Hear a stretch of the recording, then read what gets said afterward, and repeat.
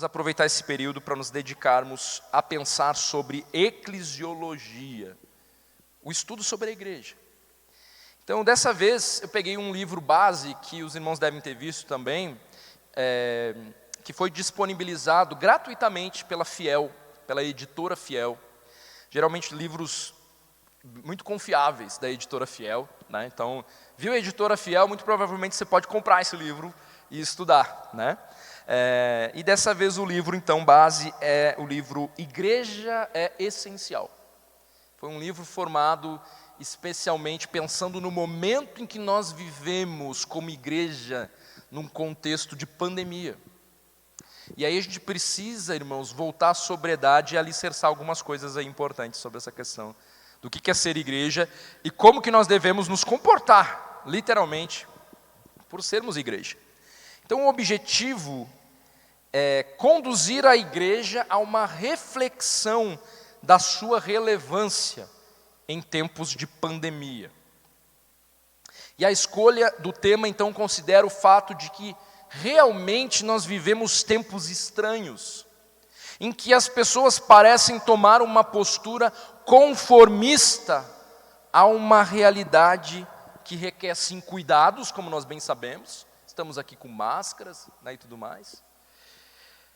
Mas nunca ao preço, irmãos, de negligenciarmos a importância do congregar, do ser igreja, de fato. E daí a importância de nós revisitarmos, como eu falei, conceitos de base e não renunciarmos ao que Deus tem como essencial para cada um de nós, que é o quê? O congregar, o estar comprometido. Então, o ser igreja é algo inegociável aos olhos de Deus. E esse livro, ele é bem confrontador nesse sentido. Nós não vamos fugir, não vou inventar a roda, não vou fazer algo mirabolante aqui nessas aulas de classe única, não. Então você pode até adquirir o livro, não sei se eles ainda estão disponibilizando esse livro gratuitamente, mas basta você se inscrever lá no site, eles enviam para o seu e-mail. E aí a gente pode ir falando aqui, conversando juntos a respeito disso. É importante conversarmos a respeito disso, irmãos, porque uma outra pandemia tem surgido, né, que já estava em movimento, mas a pandemia parece que veio para fortificar convicções deturpadas, erradas. Lá em Hebreus, capítulo 10, versículo 24 a 25, se você quiser abrir a sua Bíblia, esse é um texto bom para nós lermos juntos. Hebreus, capítulo 10, verso 24 a 25. Vamos lá para ninguém dormir aqui. Hebreus, capítulo 10, verso 24 e o 25. Nós lemos assim: consideremos também uns aos outros, para nos estimularmos ao amor e às boas obras. Não deixemos de congregar-nos, como é costume de alguns, antes façamos admoestações, e tanto mais quanto vedes que o dia se aproxima. Então é um texto rico, que é o cerne de toda a nossa discussão aqui na nossa classe única. Nós devemos vivenciar uns aos outros, e isso se dá pelo congregar. E nós devemos fazer admoestações uns aos outros a respeito disso. Muita gente está viajando. Onde estão os nossos irmãos que não estão aqui, que estão por aqui hoje, que não estão viajando? Porque até temos um bom número de irmãos aqui esta manhã, tendo em vista o 2 de janeiro. Triste, irmãos, ver a igreja vazia. E olha, você vai olhar as visualizações lá dos nossos vídeos, não tem tantas visualizações assim não. Então um povo que começa a se acomodar com as lives por causa da pandemia, daqui a pouco começa a escolher que domingo é mais conveniente para aparecer, quem sabe, independente da pandemia. E aquela ideia de que talvez não seja tão importante assim, até porque eu só vou lá, entro mudo e saio calado, começa a tomar forma num coração que vai cauterizando, que vai ficando cada vez mais frio, o amor se esfriando. Misericórdia. Temos que despertar, temos que fazer admoestações. E que quem não goste, que não goste. Mas Deus nos manda aqui, façamos admoestações. Para quê? Para que não deixem de congregar, para que vivam uns aos outros, para que haja o estímulo ao amor e às boas obras. Então, os autores desse livro, eles apresentam um conceito sobre a igreja e uma perspectiva teológica, né? E aí, em cada uma das nossas aulas, eu vou reunir e vamos fazer um combo, né? Referente a um dos capítulos desse livro, e com base nesse conceito que eles apresentam aqui sobre o que é a igreja.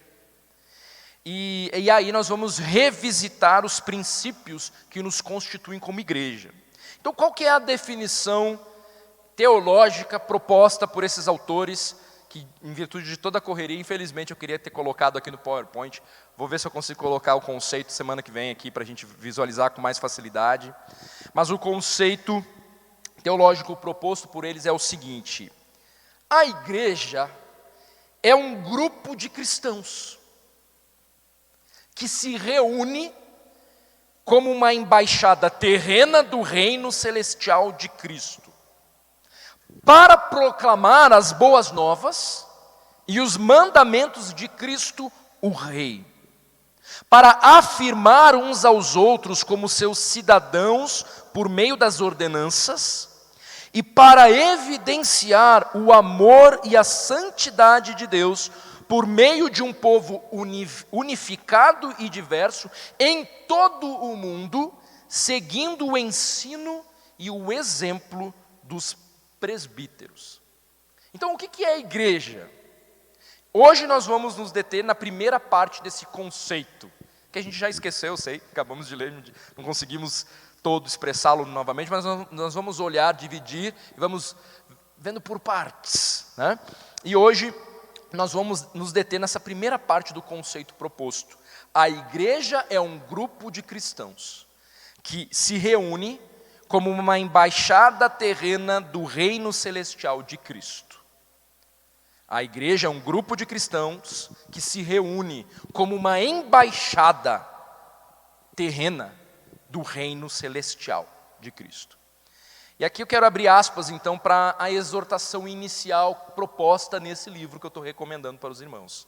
Diz assim: a pandemia acelerou a vasta tendência de separação entre a fé pessoal e a religião organizada.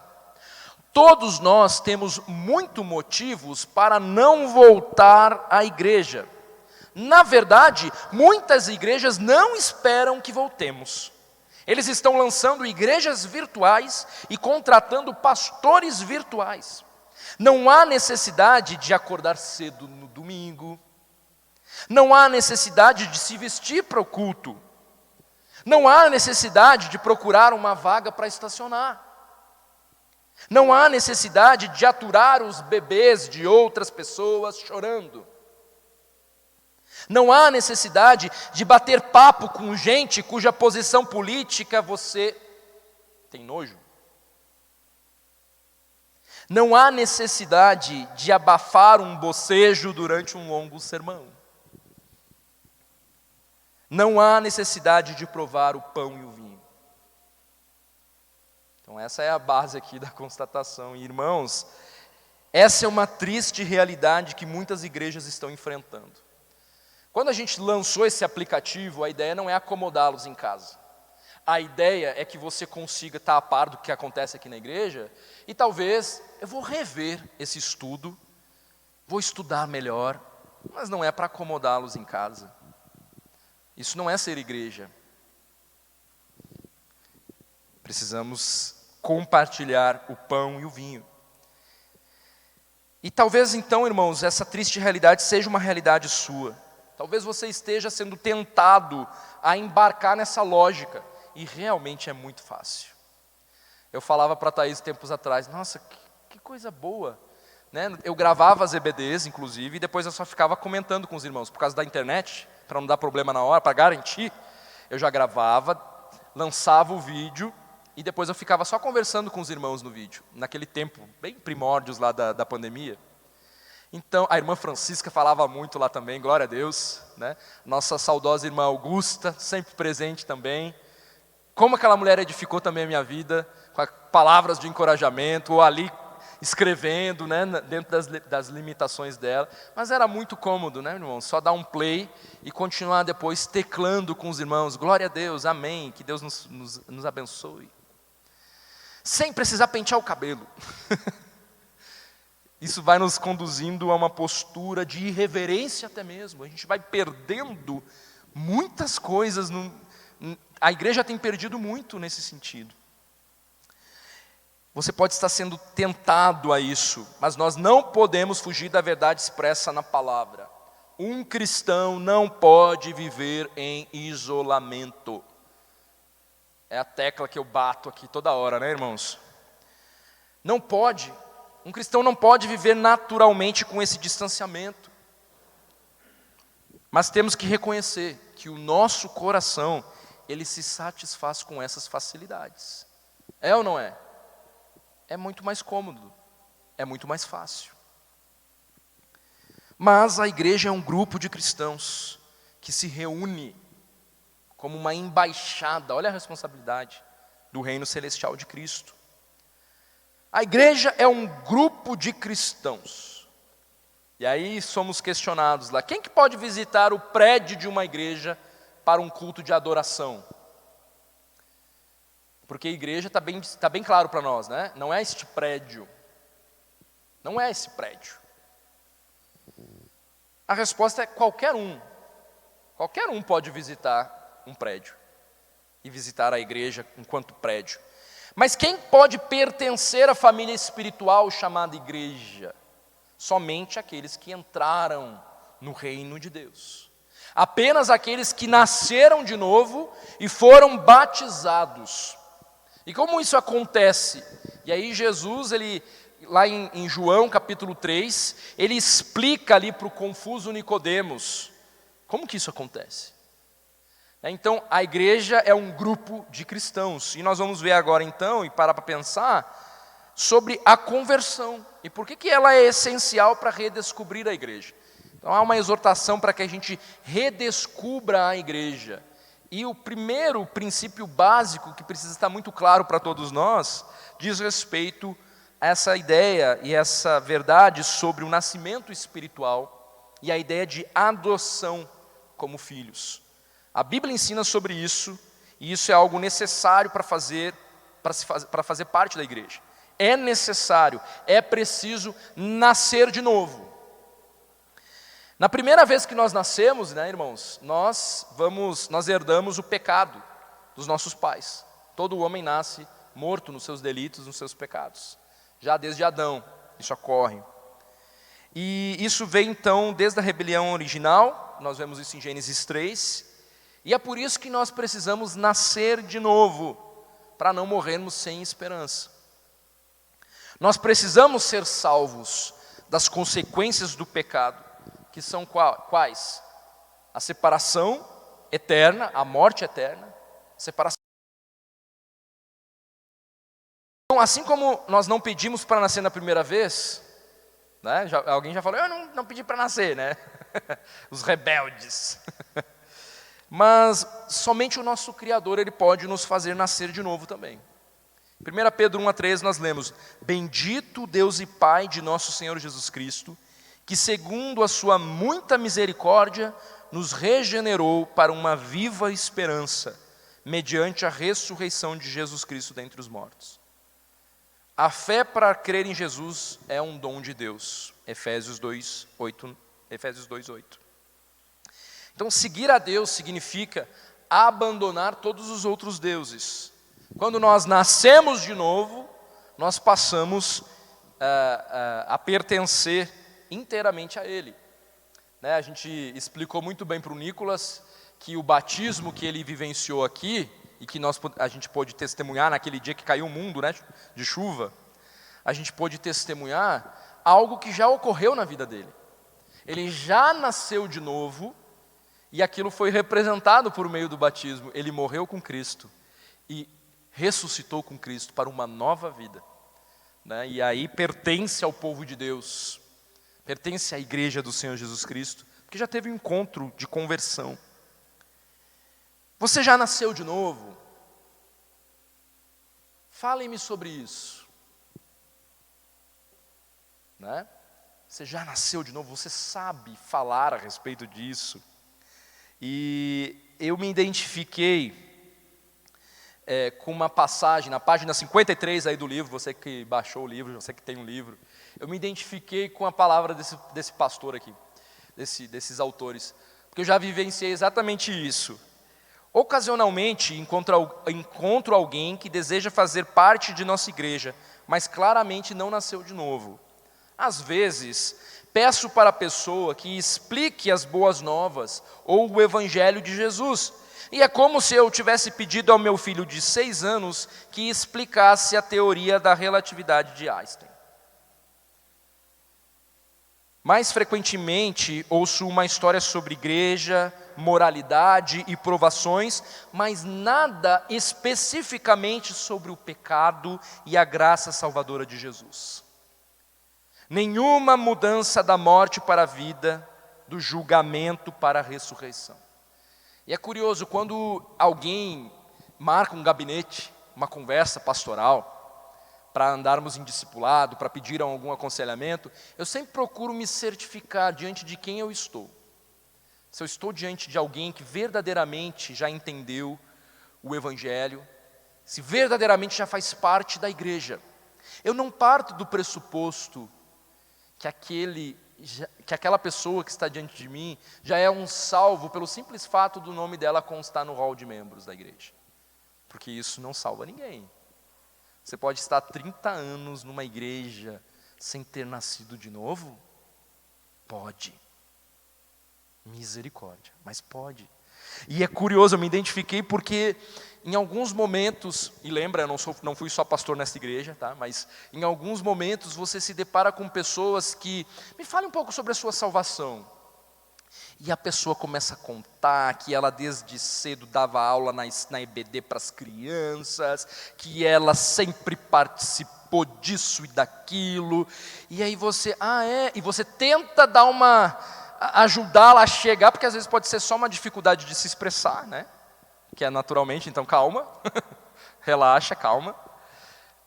Mas você tenta ajudar, e aí numa dessas você chega, não, essa pessoa ela só não consegue se expressar, mas ela entendeu, ela fez o caminho. Mas outras você percebe que ela não teve um encontro, ela está fundamentada em programações.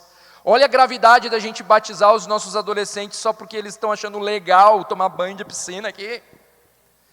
E eles não entenderem, aí é como se você estivesse dizendo para ele assim, a gente faz isso para aliviar, né? Ai, ufa, está salvo, foi batizado. E aí a gente deixa de orar pela conversão dessa criatura, e a gente deixa de evangelizar essa criatura, porque a gente só acomodou o nosso coração, está salvo, e já foi batizado. Mas não se preocupou de conduzir essa pessoa para um verdadeiro entendimento sobre a salvação, verdadeiro entendimento sobre o que significa nascer de novo. E irmãos, uma igreja cheia de gente que não é crente, é muito natural que ela fique vazia. É muito natural, né? Que diante do primeiro, saiam correndo, porque não são igreja. Agora é claro, é só Deus que separa no último dia, né? O joio do trigo. Mas isso tem que interferir na maneira como nós evangelizamos. E como nós olhamos para as nossas crianças. Eu acho que, claro, a gente tem que evangelizar. E crer na conversão. Uma criança se converte.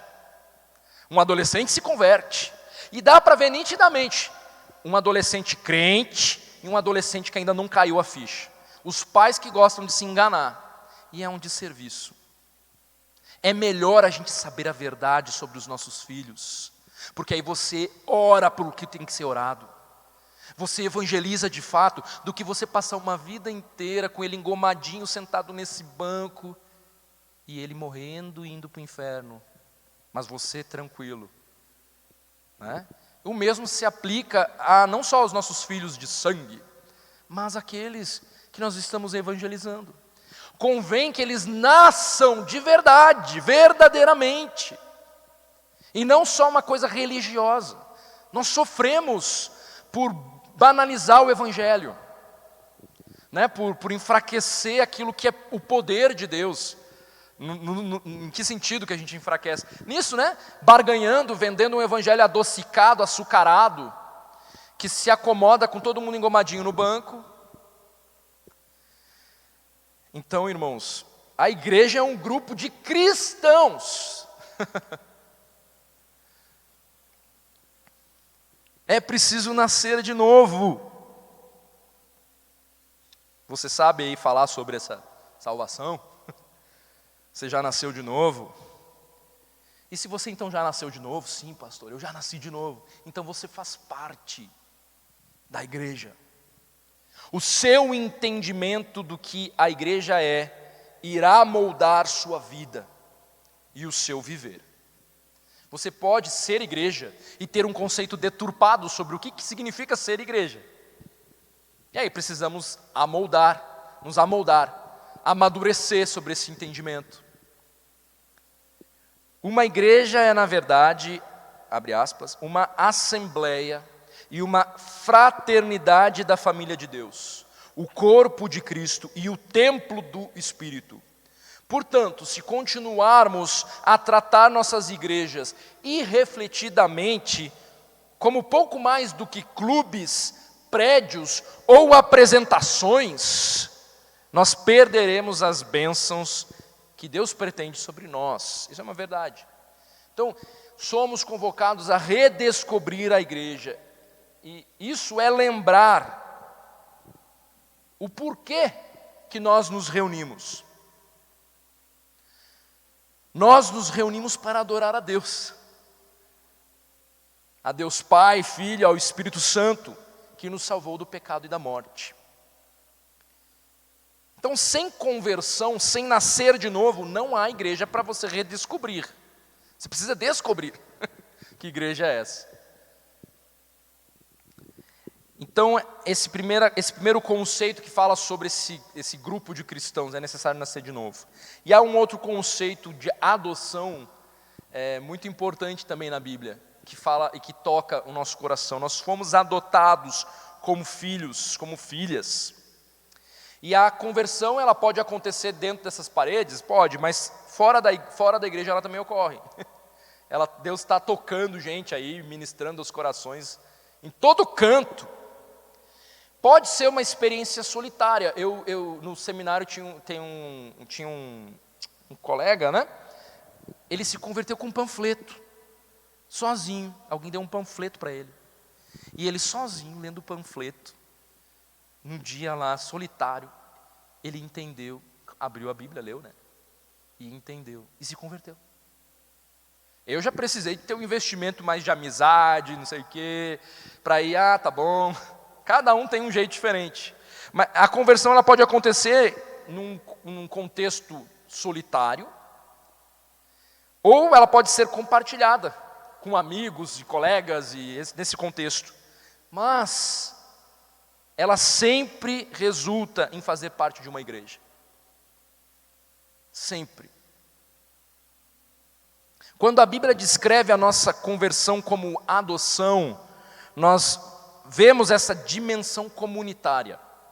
Igreja pressupõe comunidade.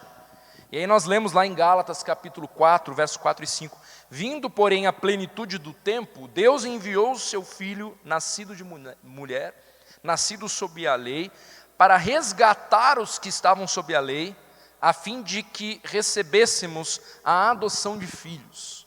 Nós fomos considerados filhos, adotados. Quando Deus o adota, quando Deus lhe dá o dom da fé no seu filho, ele o recebe em uma família espiritual, de irmãos e irmãs, a saber, a igreja. Nós somos uma família espiritual, irmãos. Essa é a verdade a nosso respeito.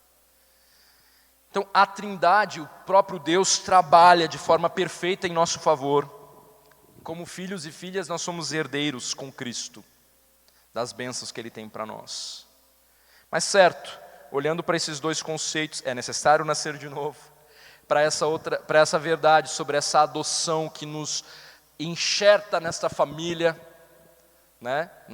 Que está todo mundo conectado ali à videira. O que é a igreja? Então a igreja é um grupo de cristãos, de pessoas que entenderam e que passaram por uma conversão genuína. É um grupo de cristãos que se reúne como uma embaixada terrena do reino celestial de Cristo. E somos questionados ali, precisamos realmente nos reunir?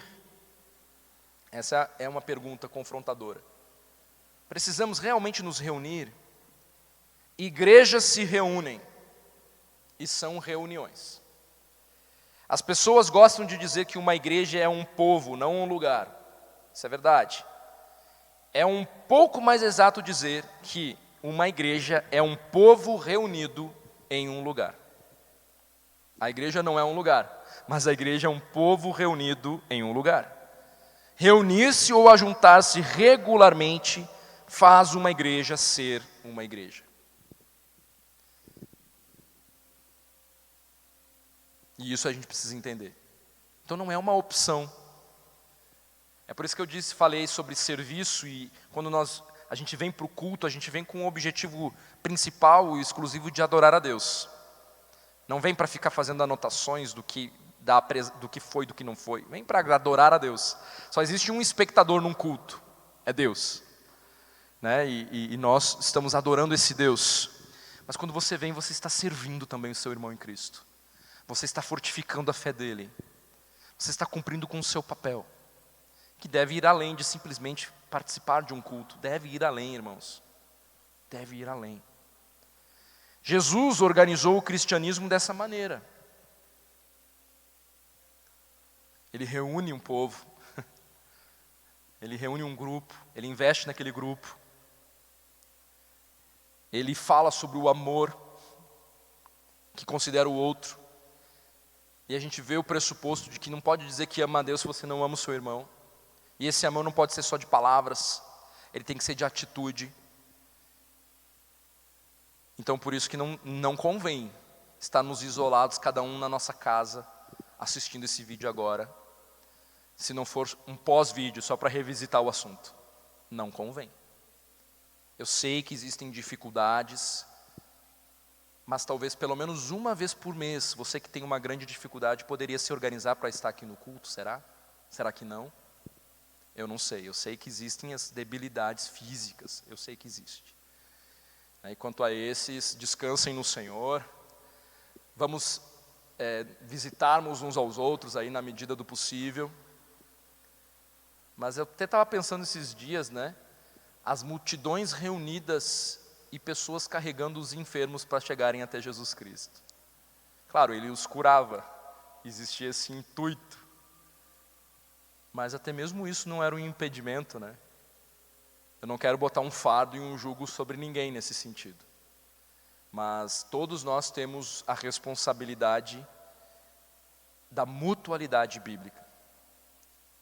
Então, pega o telefone, liga e ora. Dá para fazer coisas também nesse sentido. Mas isso está reservado para poucos, no sentido das debilidades.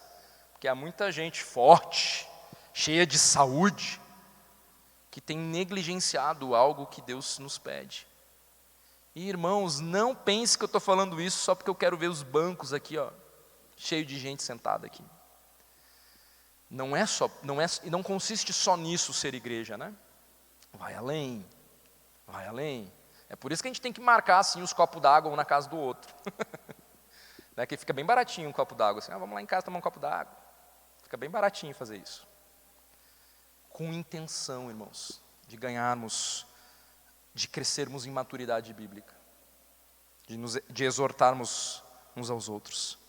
Jesus, ele organiza o cristianismo assim. O seu intuito é centralizar o nosso cristianismo em torno de nos reunirmos regularmente, vermos uns aos outros, aprendermos uns com os outros, encorajarmos e corrigirmos uns aos outros e amarmos uns aos outros. Coisas espirituais acontecem quando os cristãos ficam lado a lado, respiram o mesmo ar, unem as vozes em canções, ouvem o mesmo sermão e partilham do mesmo pão. Você olha em volta e pensa, eu não estou sozinho nesta fé. O que nós podemos fazer juntos? Será que temos ordens? Temos, né, irmãos? Para fazermos juntos, vindas de Deus, temos. As nossas reuniões, elas são espirituais. Eu gostei dessa ênfase aqui que eles dão. As nossas reuniões são espirituais, porque, pelo menos em parte, elas são físicas. E há algo espiritual neste ajuntamento. Não de forma mística, no sentido deturpado, né? Não sei para onde teu pensamento pode te levar numa hora dessa, mas há algo sublime na reunião da igreja. Quando nós nos reunimos para adorar a Deus, que não pode ser desperdiçado. Nossas igrejas locais reunidas representam a presença de Deus com o homem, onde o céu vem à terra. Lá em Mateus 18, 20 nós lemos, porque onde estiverem 2 ou 3 reunidos em meu nome, ali estou no meio deles. Há algo espiritual no nosso ajuntamento acontecendo? Ou não? Com base nesse texto. Há algo espiritual que acontece no nosso ajuntamento.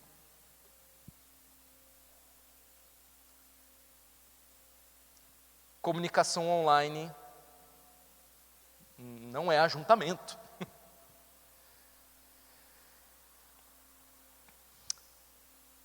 Na igreja, o reino dos céus está próximo. Nela, a vontade de Deus é feita na terra como no céu. Nela, nós armazenamos os tesouros do céu. Nela, ligamos e desligamos na terra o que é ligado e desligado no céu. Somos o templo celestial. Somos essa embaixada terrena de um reino celestial. Aqui em Brasília dá para entender mais essa ideia das embaixadas, né? Eu até estou para visitar umas aí. Eu nunca visitei nenhuma embaixada aqui. Alguém já visitou alguma embaixada? Porque diz que se você entra lá, tu vai ouvir o idioma daquele país, né? Então eu quero ir na do Japão. Eu tenho alguma coisa com o Japão, não sei o que. Eu quero ir na do Japão. E aí diz que tem um idioma, você pode ouvir. E se for numa data festiva, alguma coisa, você é capaz de encontrar ali as comidas típicas. Agora imagine, nós somos uma embaixada do reino celestial. Alguém indo visitar hoje eu vou visitar a embaixada do reino celestial. Aí o camarada vem aqui nessa estrutura onde nós estamos reunidos, mas poderia ser ali no parque, embaixo de uma árvore. Poderia ser ali o nosso local de encontro, né? E aí nós somos esses representantes. O que é uma igreja reunida? É uma embaixada do céu. Aqui dentro, então, nós deveríamos encontrar o quê? Aqui dentro. Uma nação totalmente diferente. Nós somos peregrinos, exilados, cidadãos do reino de Cristo. Dentro dessas igrejas, da nossa igreja, você ouvirá um idioma diferente. Em que sentido? Uma linguagem da fé, uma linguagem da esperança e do amor que vem do céu. Você terá uma degustação de um banquete celestial que aponta aí para o fim dos tempos, por meio da ceia do Senhor. É algo grandioso, irmãos. Hoje à noite, quando nós nos reunirmos aqui, né, é um ajuntamento da igreja, não porque ela tem valor por ela mesma, né? Não é por mérito. O valor que temos é porque fomos criados à imagem e semelhança de Deus. É porque fomos comprados pelo sangue de Cristo. Recebemos o Espírito Santo de Deus que habita em todo aquele que crê. Então, é claro, eu não estou convocando a gente para experimentar uma loucura mística nessa reunião, nesse ajuntamento que vai acontecer hoje às 18h30. Mas imagina a gente vindo com essa consciência. Nós vamos hoje nos reunir. Deus, Ele está em todo lugar, é claro. Nós nunca saímos da presença dEle. Mas é um momento especial. É um momento que requer reverência. É por isso que embora eu também possa vir a chegar atrasado em algum momento da vida, é por isso que eu acho que essa questão do atraso é uma forma de irreverência com relação ao culto. Por isso que eu falo tanto de atraso, né? Fala, irmão Jaime.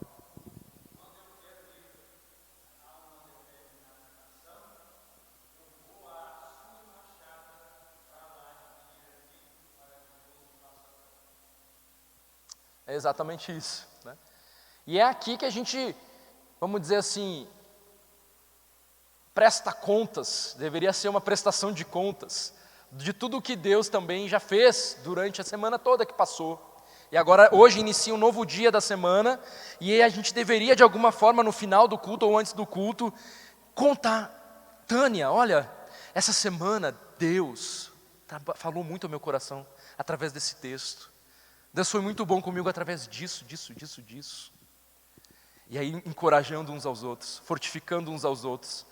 Encorajamento para a fé, né, nesse compartilhar. E aí nós nos alicerçamos, né, lembramos quem nós somos e saímos para o combate. Vocês na linha de frente. Eu, como pastor, na linha de frente de uma outra esfera. Eu não estou lá no dia a dia, no trabalho, né, como vocês estão.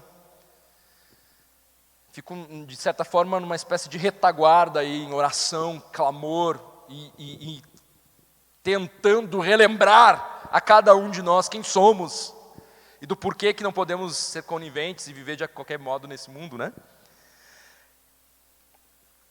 O Franklin Ferreira é um autor muito bom também. Ele tem até uma sistemática, um livro dessa grossura aqui, ó. Se um dia quiser comprar alguma coisa, pode comprar o livro Teologia Sistemática do Franklin Ferreira. Ele destaca o porquê a igreja local existe. A igreja existe para ser uma comunidade de adoração. É o primeiro ponto que ele traz ali para nós. E ele cita João Calvino. Ele diz assim: a adoração deve ser o interesse central dos cristãos. Não é uma questão periférica, mas é a substância última da fé cristã. Eu e você fomos criados para adorar a Deus. Nós somos adoradores natos. É por isso que você pode ir em qualquer cultura que você vai encontrar aquele povo adorando a Deus. Pode ser adorando a algum Deus. Algo, né? Nós fomos criados, seres adoradores. E a igreja, então, uma vez que ela foi comprada e redimida, essa adoração precisa estar centralizada em Cristo. No culto público, pela obra do Espírito Santo, uma igreja local é unida a toda a igreja visível. Então, de alguma maneira, a gente está interligado à igreja lá do Japão, com os nossos irmãos, em adoração. O culto público que vai acontecer hoje, aqui às 18h30, se torna uma antecipação escatológica do culto que a igreja prestará ao Deus Trino por toda a eternidade. Então o nosso ajuntamento também serve para nos lembrar, um dia estaremos todos na presença do nosso Deus, gente de toda a tribo e nação, num grande ajuntamento. E aí João, ele, né, perde de vista o número de gente reunida na presença desse grande Deus. O culto acaba sendo uma amostrinha da diversidade e da grandiosidade do alcance de Deus. Gente, que coisa! Eu quero um dia poder testemunhar um culto lá na África com os nossos irmãos que lá vivem. Porque vocês já viram alguns vídeos? É completamente diferente do nosso estilo, do nosso jeito. E é algo que eu fico assim, uau! O que está acontecendo aqui? Lá na eternidade vai estar todo mundo. Todos os povos reunidos. Quanto mais diversidade étnica, cultural, mais o nome de Deus é glorificado. Deus tem mandado muitos refugiados, né, para a nossa nação. Tem algum próximo de você? Seja um missionário na vida desse homem. Que um dia, se ele volta para o país dele, ele já vai com o evangelho ali no coração dele.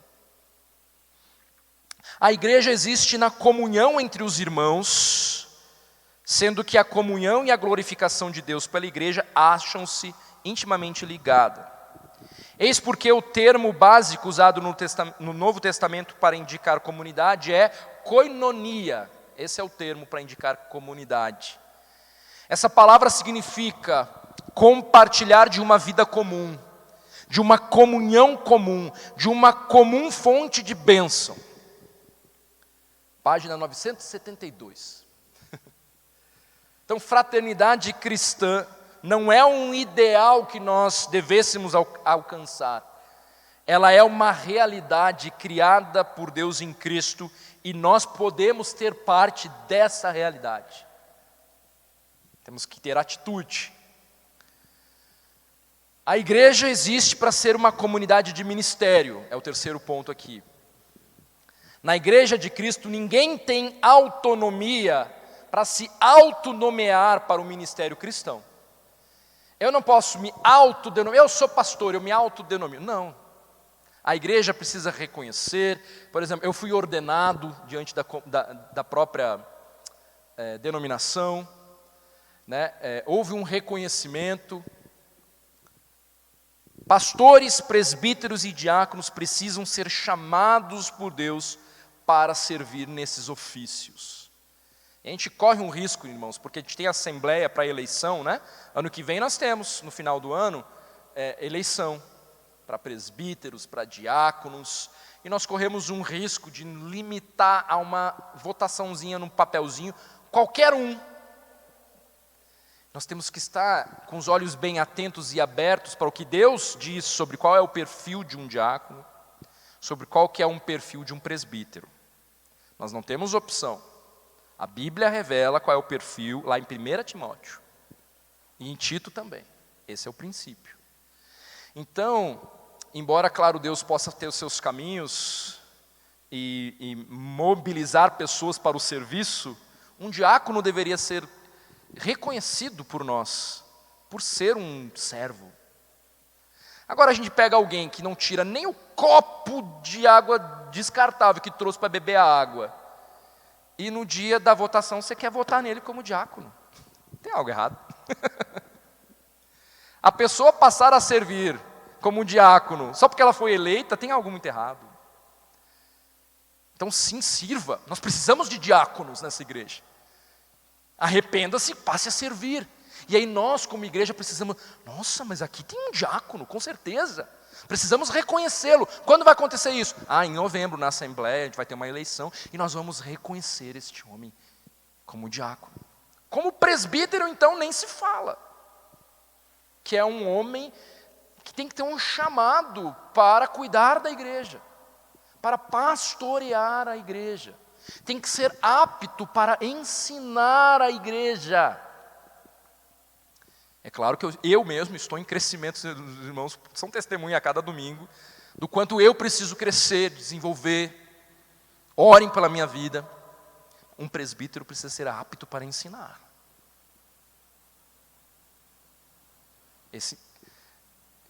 Temos que estar atentos. Talvez daí a convocação para que homens tragam um devocional nas manhãs, para que a gente consiga olhar e discernir no tempo oportuno. É claro que essa questão dos presbíteros, da liderança, está intimamente ligada e temos a própria direção do pastor da igreja também.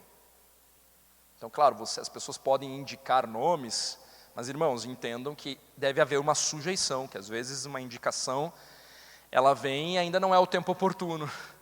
A pessoa precisa crescer, se desenvolver, ser provada, inclusive pelo próprio sofrimento, e dar testemunho disso, dar testemunho da fé.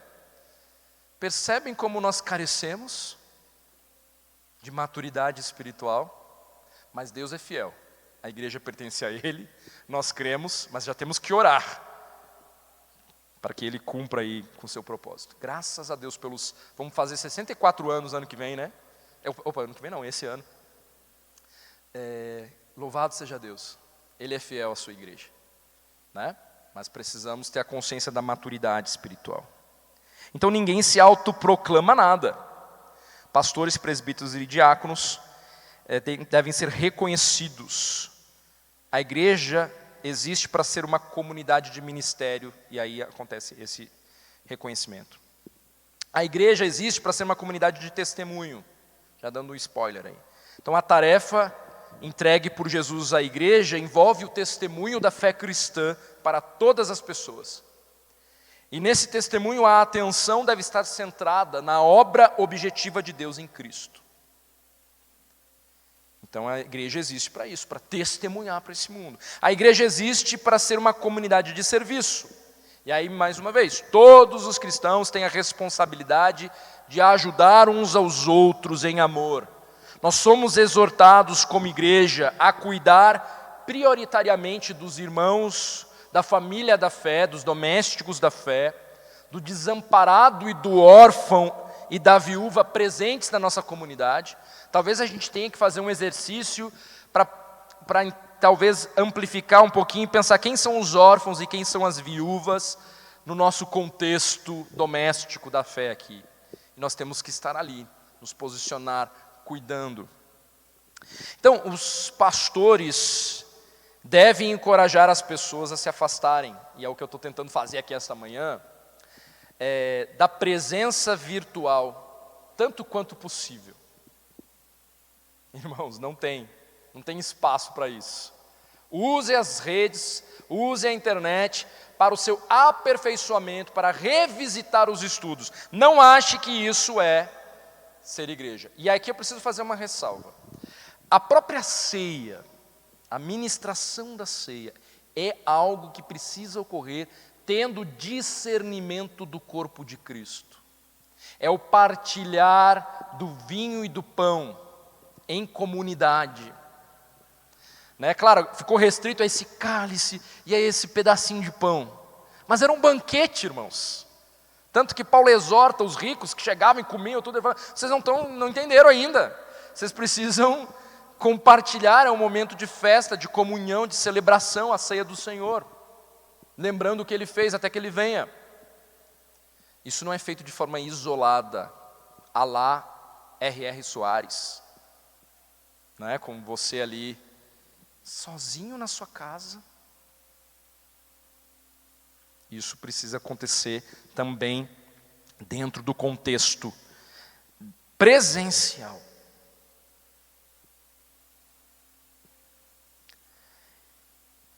Então, a opção de transmissão ao vivo não é boa para nós como igreja.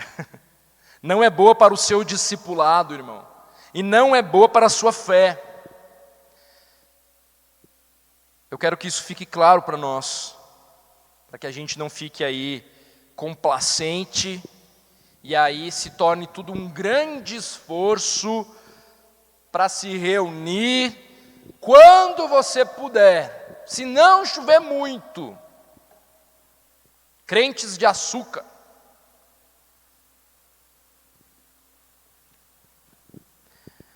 Então uma igreja tem algo que ver com um grupo de pessoas reunidas para serem moldadas pela palavra de Deus. Dessa forma, elas começam a viver juntas como um tipo diferente de povo, o qual está no mundo, mas não é do mundo.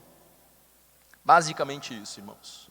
Então essa é a exortação presente nesse livro, que carece da nossa reflexão, que carece da gente retornar ali para Hebreus capítulo 10, versos 24 a 25, e levar a sério o que está dizendo, o que está dizendo esses dois versículos aqui, com as implicações para as nossas vidas. Consideremos também uns aos outros, para nos estimularmos ao amor e às boas obras. Não deixemos de congregar-nos, como é costume de alguns. Antes, façamos admoestações, e tanto mais quanto vedes que o dia se aproxima. Que Deus nos capacite a despertarmos para isso, né? Vamos fazer visitação? Vamos fazer visitação. Vamos talvez servir de apoio para esses irmãos, os mais idosos inclusive, que os filhos, alguns filhos nem cristãos são, não estão permitindo sequer que esses irmãos às vezes saiam de casa. Eles estão padecendo bastante, esses nossos queridos irmãos. Talvez a gente possa criar uma força-tarefa para fazer essa visitação para eles, né? E na medida do possível se colocar à disposição de buscá-los, trazer, depois levar, né? Você que vem aí sozinho num carro, quem sabe não poderia estar trazendo um irmão com dificuldade de locomoção. Precisamos acordar para isso, né? Nesse sentido. Então essa é a exortação, que a gente não se acomode no mundo virtual. Não quero colocar nenhum jugo sobre ninguém, mas também não dá para a gente ficar passando a mão sobre pessoas que poderiam estar presentes, mas que têm agora sorteado. Caiu o domingo 3, então é o terceiro domingo, então eu vou. Os outros, não importa tanto. Se você entendeu o que foi dito aqui, sobre o que acontece quando o povo de Deus está reunido, nós não temos essa opção. E talvez se torne bem grave esse pecado de negligência sobre o estar. Mas eu já ouvi muito, eu já sei tudo, mas o pastor vai pregar de novo nesse texto que eu já vi milhões de vezes. Irmãos, cuidado com a soberba.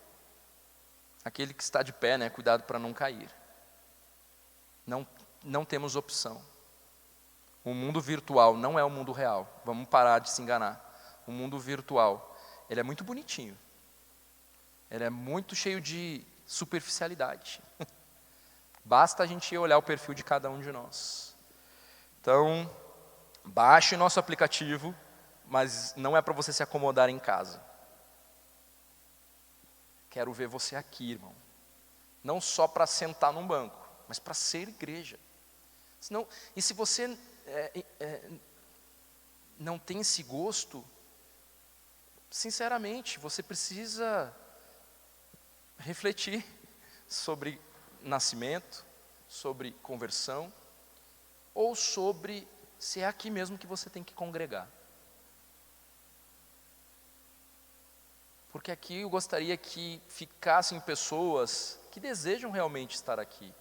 E às vezes você já está, né, enfurecido, indignado, cansado, atordoado. Pois é melhor que você então procure uma igreja onde essa disposição e esse vigor, porque é incrível como alguém que alega que já não está mais vinculado a uma igreja, quando ele vai para uma outra igreja, ele precisa colocar em prática tudo aquilo que ele de forma sistemática foi abandonando na igreja que ele estava. Então ele chega na nova igreja, adivinha o que ele vai ter que fazer? Ele vai ter que ir para a IBD, ele vai ter que ir para o culto, ele vai ter que ir para os grupos pequenos, ele vai ter que participar das coisas todas para estar engajado. Mas se é assim, convém que você amadureça e não se perca, do que ficar numa igreja murmurando, reclamando, e não sendo igreja de fato, em pecado. É claro, eu não estou mandando ninguém embora. Mas a pergunta é, você está aqui de fato? Porque daí talvez eu não estou nem mandando embora ninguém não. Você já foi embora. Né? Então, você abandona a igreja, e a postura, muitas vezes a gente encontra assim, a igreja me abandonou, a igreja não... mas você abandonou antes. Misericórdia. Que Deus nos fortaleça a sermos a igreja que Ele quer que a gente seja. Né, irmãos? Oremos mais uma vez então. Bondoso Deus, misericórdia. Nós clamamos a Ti. E obrigado porque nós podemos clamar a Ti. Que nós não estamos desamparados. Nós reconhecemos o quanto nós precisamos crescer, o quanto nós precisamos da intervenção do Senhor para nos dar amadurecimento bíblico, consistente. Ó Deus, perdoa os nossos pecados como igreja. Nos desperte para a necessidade de andarmos juntos, porque estamos numa guerra. E E parece muitas vezes que a gente está num grande piquenique. Nos ajude a entendermos o valor de estarmos juntos, de considerarmos uns aos outros em amor, para o amor e para as boas obras. Nos ajuda a entender o que é o congregar. Nós somos devedores do amor. Eu sou um devedor de amor. Me ajude a amar os meus irmãos, a esta igreja, Deus. Nesses poucos 2 anos que eu estou aqui, ó Deus, tem misericórdia de mim, me ajude a conduzir este rebanho que é teu, no que o Senhor tem para este lugar. Acrescenta os que devem ser salvos, e isso vai transformar esta igreja. Acrescenta aqueles que o Senhor deseja que congreguem aqui, e isso irá transformar o nosso jeito, o nosso modo de fazer as coisas. É isso que queremos, porque onde há diversidade, o teu nome é glorificado, é exaltado ainda mais. Possamos ser luz, uma embaixada do teu reino em Taguatinga. Essa é a nossa oração em nome de Cristo. Amém.